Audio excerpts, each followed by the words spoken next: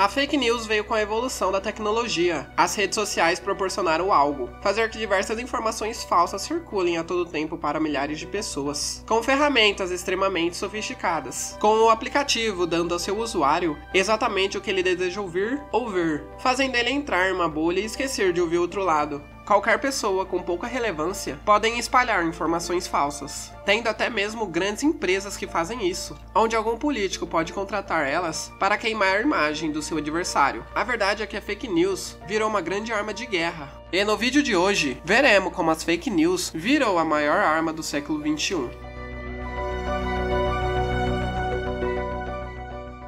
A liberdade de expressão foi uma conquista milenar do ser humano, em quase toda a história. Os humanos viveram sobre um regime autoritário, onde a discordância era um dos piores crimes a se cometer. Grandes pessoas morreram por isso, como Sócrates e até mesmo Jesus de Nazaré. Mas antigamente tinha uma diferença. Sempre que alguém usava da sua liberdade, era para buscar uma grande melhoria de si. Hoje vemos pessoas que usam da sua liberdade para dizer qualquer bobagem. Os iluministas teriam vergonha de ver como usamos a liberdade que conquistamos. Com a popularização e acesso facilitado aos meios de comunicação, o conceito de fake news ganhou forma. Empregado às notícias fraudulentas que circulam nas mídias sociais e na internet, o conceito é aplicado principalmente aos portais de comunicação online, como redes sociais, sites e blogs, que são plataformas de fácil acesso e, portanto, mais propícias à propagação de notícias falsas, visto que qualquer cidadão tem autonomia para publicar. Em 2018, o IPCO divulgou um estudo intitulado Fake News, que revela dados importantes. De acordo com o levantamento, 62% dos entrevistados do Brasil admitiram ter acreditado em notícias falsas, valor acima da média mundial, que é de 48%. Um outro estudo, consultado em junho de 2020, mostrou que o WhatsApp é uma das principais redes sociais de discussão e troca de notícias no país, perdendo apenas para o Facebook. O levantamento apontou que 48% dos brasileiros que participam das pesquisas usam o aplicativo como fonte de notícia, número bem superior comparado ao índice de países como Austrália, Reino Unido, Canadá e Estados Unidos, que tem média de 7%. Notícias falsas espalham-se rapidamente e apelam para o emocional do leitor, chamando a atenção com títulos sensacionalistas e causando o consumo do material noticioso, sem a confirmação de veracidade do seu conteúdo. O compartilhamento de informações fraudulentas tem grandes consequências. Apesar de parecer inofensivo, no Brasil em 2014, a disseminação de uma fake news provou uma verdadeira tragédia. Na ocasião, uma mulher foi linchada até a morte por moradores da cidade de Guarujá, em São Paulo. A mulher foi confundida com uma suposta sequestradora de crianças, cujo retrato falado, que havia sido 2 anos antes, estava circulando nas redes sociais. Outro caso famoso de fake news é o de movimento de antivacinação. Indivíduos contrários ao uso de vacinas espalharam conteúdos falsos, alegando que as composições químicas das vacinas eram prejudiciais à população. As informações afirmam que os medicamentos contra a febre amarela, sarampo, gripe e microcefalia poderiam ser um risco para a saúde, provocando as respectivas doenças nas pessoas quando vacinadas. Uma das consequências da propagação dessas falsas informações foi o crescimento alarmante no número de casos de sarampo no Brasil, em 2018. Nas redes sociais, são criados perfis falsos, com fotos, dados pessoais e publicações diárias, que começam a interagir com outras pessoas para dar veracidade. Depois, os perfis começam a espalhar notícias e vídeos de sites falsos e incentivam seus contatos a fazer o mesmo. Os sites que contêm as fake news, em sua maioria, também são parte da estratégia das equipes especializadas nesse serviço. Os responsáveis pelas informações virais compram domínio de páginas e adotam uma identidade visual semelhante à do alvo, por exemplo, um partido político. Eles começam com publicações por vezes verdadeira, e assim atraem seu público. Com o ganho de relevância nos sites de busca, os produtores da fake news passam a publicar informações falsas como se fossem reais. Os contratantes investem altos valores para que as notícias falsas sejam produzidas e veiculadas de forma sigilosa e sem deixar rastros para possíveis investigações. Existem gastos com alojamento temporário e com produtos como celulares pré-pagos e computadores, os quais são jogados fora após a produção das notícias. Pagamentos que são feitos costumam sair de cartões recarregáveis, para que não haja rastreamento. É comum a prática de utilizar o CPF das pessoas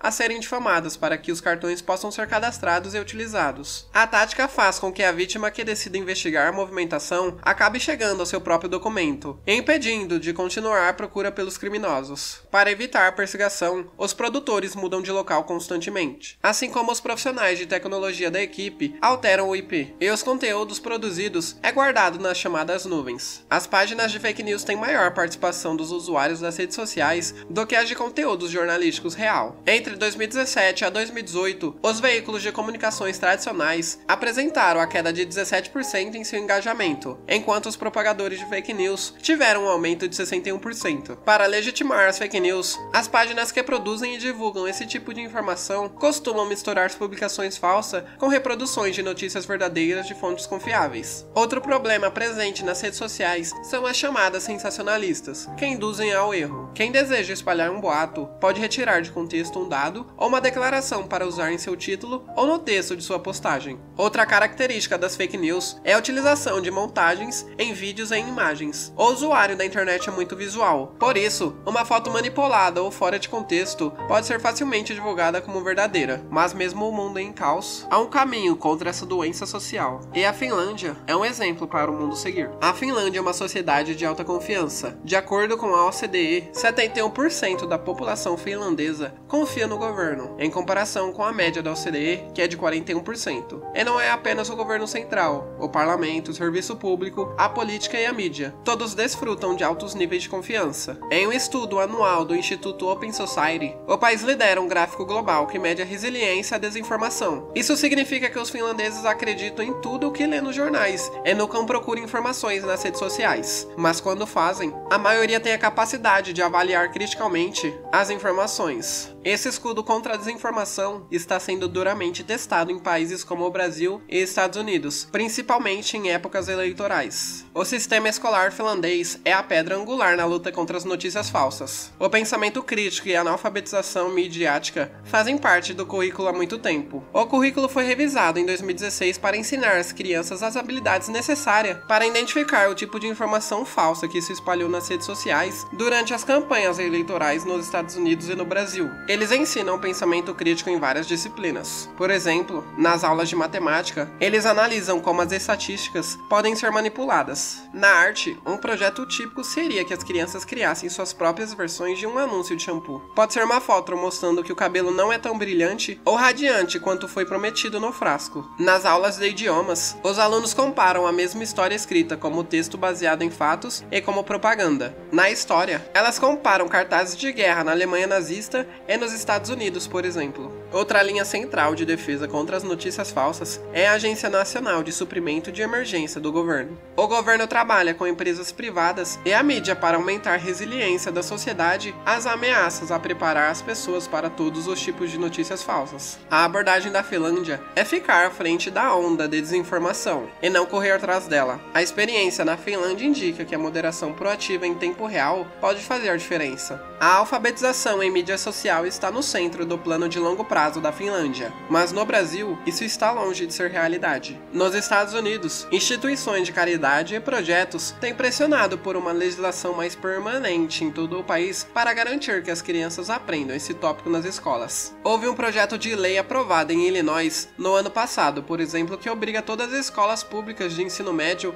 a incluir a alfabetização midiática em algum lugar de seu currículo. Eles serão ensinados a analisar tudo que vem online e offline, porém, essas medidas são apenas curativos em uma ferida que é muito mais profunda. Muito obrigado se você assistiu o vídeo até aqui. Se você gostou do conteúdo, deixa o like e se inscreva.